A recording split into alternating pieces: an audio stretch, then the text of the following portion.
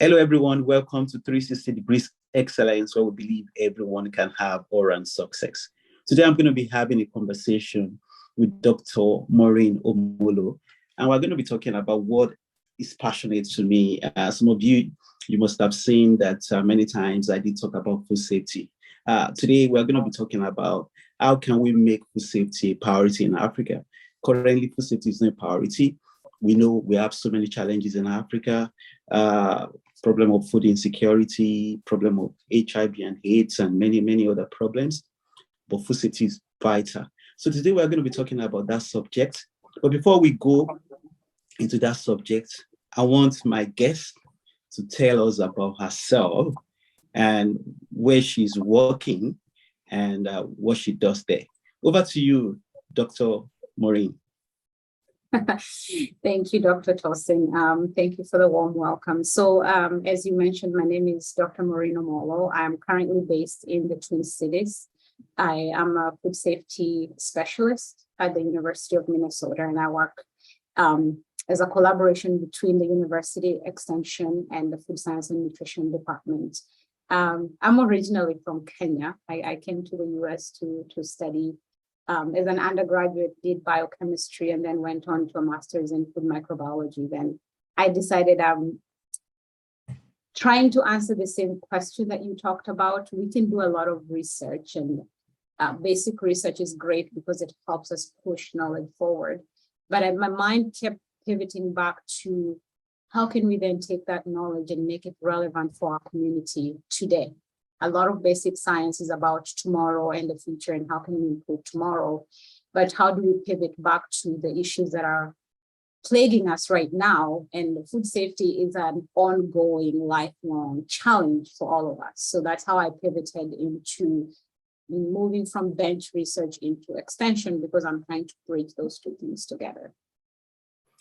Fantastic. And that's one of the things I also do in South Africa. I always try to do community projects like empowering smallholder farmers, teaching them about value addition, teaching them about, food hygiene practices, and which is very, very, very vital. We really need to empower them. So back to the subject I was talking about the fact that food safety is not a priority in Africa.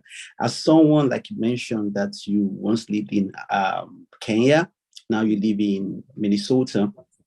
I mean, what's your advice? What do you think we can do to really begin to make food safety a priority? Because we know that the poor suffer more, even when we don't make food safety a priority, because they don't have the resources to really, to seek medical help in times of foodborne illnesses and so many other problems that are associated with food safety. Associated with foodborne illnesses. So what's your advice? Well, my advice is a compound. I don't have a direct one bullet to solve this problem. What I do have is a long lesson of learning how the West got to where we are today. The US has had a long journey. This story started much, much earlier when there were a lot of issues with milk safety in New York, and people were contaminating the milk, essentially adulterating is the word we use in food safety, where they would dilute the milk with water and then they would add substances like chalk to make it look or appear dense and beautiful like milk looks to most of us. That journey started back then, and it has gone through a lot of growth and change and push and pull between producers and regulators and consumers, always coming at the top and driving food safety. But where we are now in the US is a whole century of growth and development and learning and mistakes. And unfortunately, some people died to get us to where we are now. And the US decided at some point that being reactive to foodborne illness was not working. And what I mean by being reactive is when somebody already fell ill, then the health departments would show up and try to essentially figure out what went wrong. And the doctors are struggling to treat the patients. And they thought, well, how about if we became preventive? And it's very difficult to be preventive, because if an illness is not happening, it's almost like you're telling people, we are going to invest all of this money to stop a problem that hasn't happened yet, right? And it requires for a lot of individuals to come together and think together and work together. It's not something that the government can do on their own, the consumers can do that. It's all hands on deck. Everybody has a role to play. And what we call now the FSMA the FSMA, Food Safety Modernization Act, is one big law that has 7 subparts in it. And that covers food all the way from the farm to when it gets to the consumer. Every single individual involved in the process, the farmer, the transportation, the wholesalers, people who are warehousing the food, the retail grocery stores, all of these individuals are covered in some capacity under this law. And everybody is working towards, how can we practice best practices ahead of schedule so that every time food moves from one step to the next, it is safe. And so that when it gets to the consumer is inherently receiving safe food. Now, you asked me, what can we do in Africa to address this problem? Like I said, this journey has been 100 years in the making. Yes, they did not do this overnight. We have to start somewhere. The way that I like to talk to producers, I work extensively with local food producers here in Minneapolis, and I like to introduce food regulations as one of 2 things. Most people think of regulations as the government said I had to do it, so I'm going to do it, and I'm going to find the line and I'm going to toe the line. No more. I like to introduce food safety as an ingredient in your food. If you think about, your hands are making something that somebody is going to eat. Unless you're a malicious person, nobody wants to make somebody else sick. And so the government is there to give us the science, to guide us in what can we do to make food safe.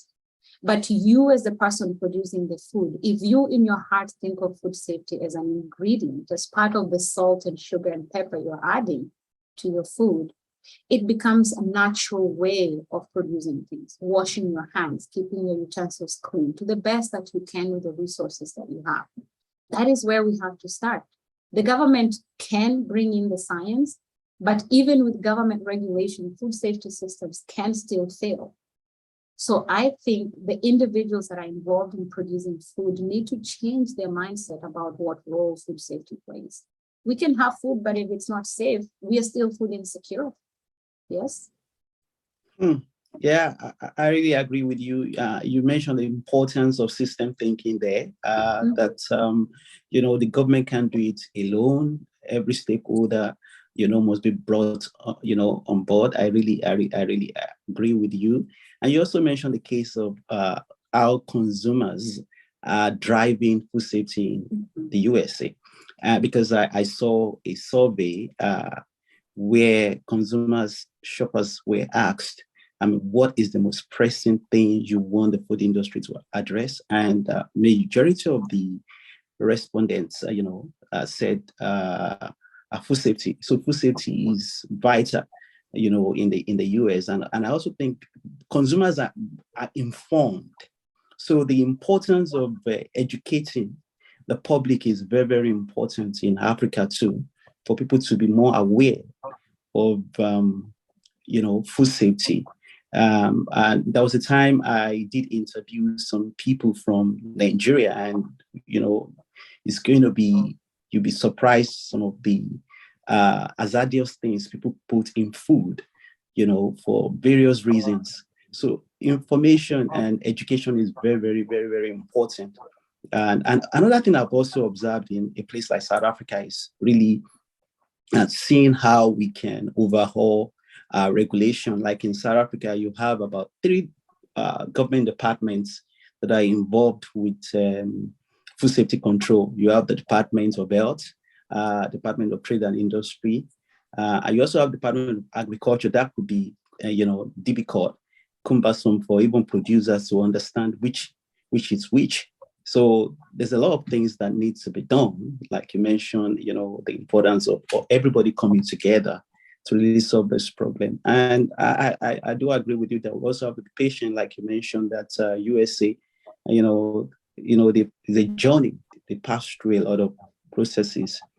And what do you think about FSMA? You've been talking about FSMA. Do you think that it can be applied in Africa? Because I realized that ASIP was first implemented in the US. What do you think about we applying FSMA in Africa? I think anything is possible with the right thinking, right? One of the biggest issues I hear reflected back to me when I work with producers is the concept that regulations are only effective if they are enabled, right?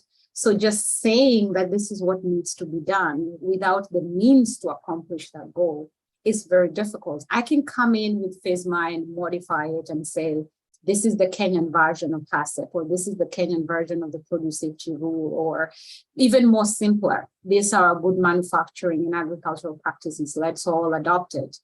But it costs money, time, and resources, technical resources.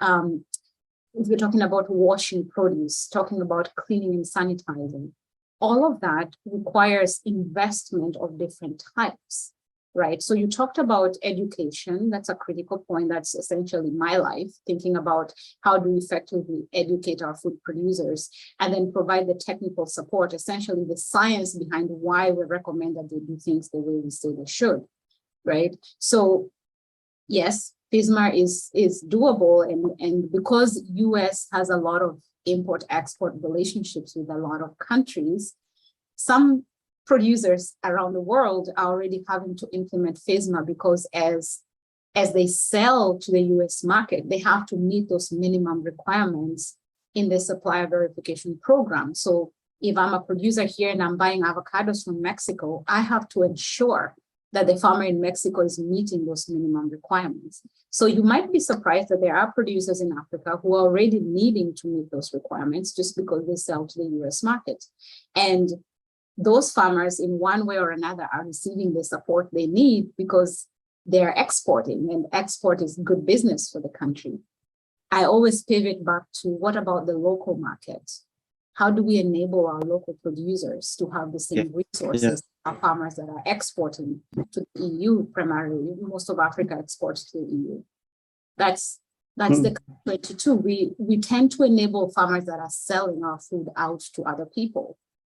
And I know right now there's a whole new wave of discussion around GMO, and depending on where you are as a scientist in the GMO spectrum, some people are on the extreme left, extreme right, most of us are moderate.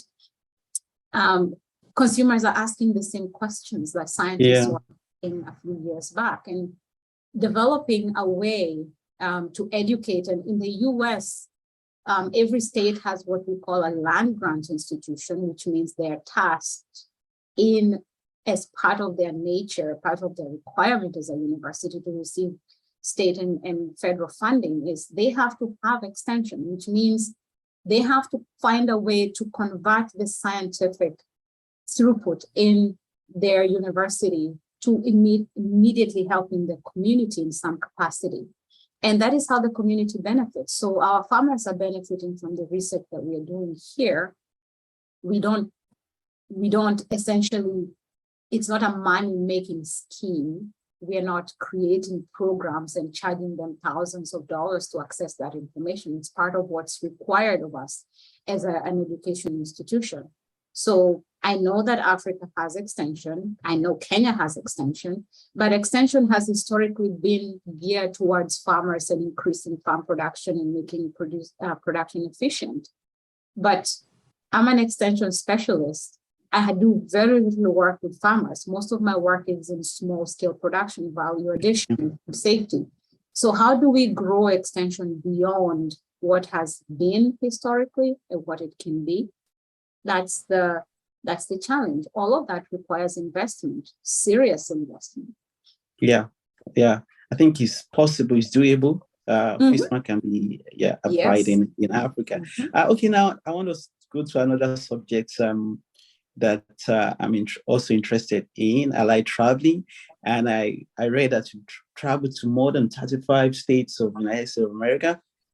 And why? And and out of all the states, which is your most preferred state? I love to travel, and I'm lucky that I married somebody who loves to travel as well. So I travel because I love to travel, and we've had the opportunity to travel, I think, 40 states now, and also a little bit of traveling in Europe as well. My favorite state, I must say, is Colorado. I just love the environment in Colorado, the boulders, the environment. They have a beautiful collage of colors and the rocks. It's a very nice place. I like Minneapolis, the Minnesota area, because a lot of people hear Minnesota, they think freezing cold, absolutely. Yeah. But and it's true that half of the year we are in winter, temperatures go really low, minus 40 Celsius sometimes. But it's a very quiet, forgetting present history. It tends to be a very quiet environment. I live in cities, is a campus town, very family friendly, young population, healthy living. And then if I had to choose some other place to go, I'd probably go to Utah. I love the mountains, quiet. Salt Lake City is like living in a bowl and you're surrounded by mountains. So yeah, that would be my selection. Yeah, that's interesting. I think I've visited about 10 states. Maybe I'm going to join you to visit up to 40 states in future. I also like traveling to other countries in the world. It's very good to travel because when you travel, you learn a lot. I think it was Augustine that said that the world is a book. Those that don't travel, they just read only a page. So traveling is very, very interesting.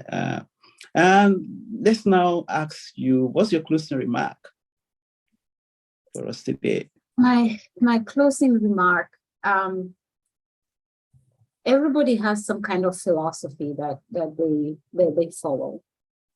I remember this, it's a YouTube video and you can probably find it and share it with your viewers.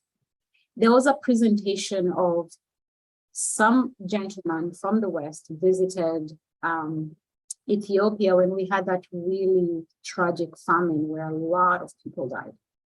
And this individual was traveling and they met this baby. It wasn't really a baby, it was a young child.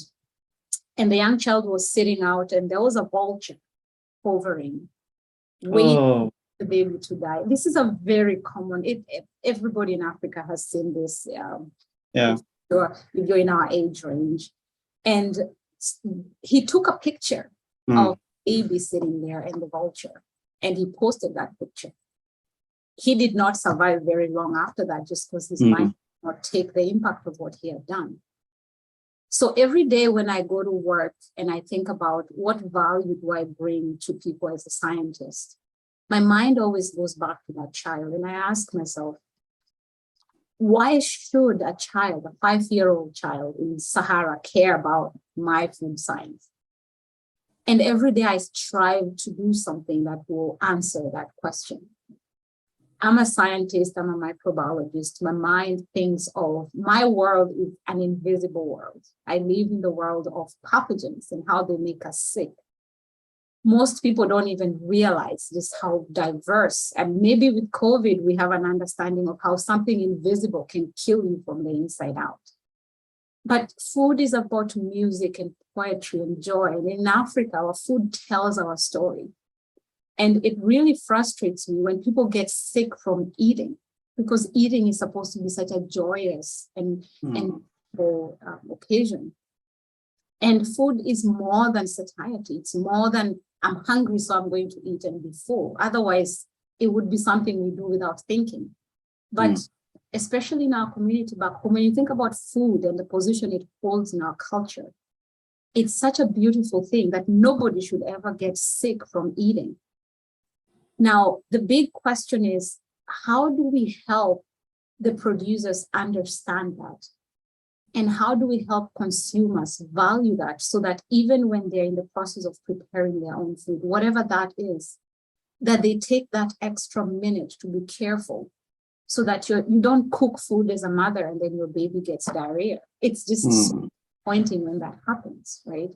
And if you're in the business of teaching people about food safety, how do you help them change their mindset from food safety is this regulatory thing that I have to do to stay in business to I feed people, food safety is one of the key ingredients. If I make anything that is not safe, that is not food. That is an edible substance. It is only food when it is safe and provides the nutrition that is necessary. It is affordable and it is culturally appropriate. The UN told us that. Yeah. We have SDGs for a reason. Right? Yeah. So that's my final remark. If you put yourself in the business of food, food safety ought to be one of the ingredients. If you are not thinking about food safety, you're not producing food. You're producing an edible substance. I do agree with you. Thanks so much. That is very, very fantastic ending to our discussion today. We can really make food a priority, food safety a priority in Africa. I'm sure all of our viewers have learned one or two things from our discussion today. I'm looking forward to what you want to tell us about what we have discussed. Thank you so much, Doc, for really making this possible. I know you're a very busy person, but you were able to stay to have this discussion with me today. I'm indeed grateful. To our viewers, see you next time. God bless you. Bye. Bye.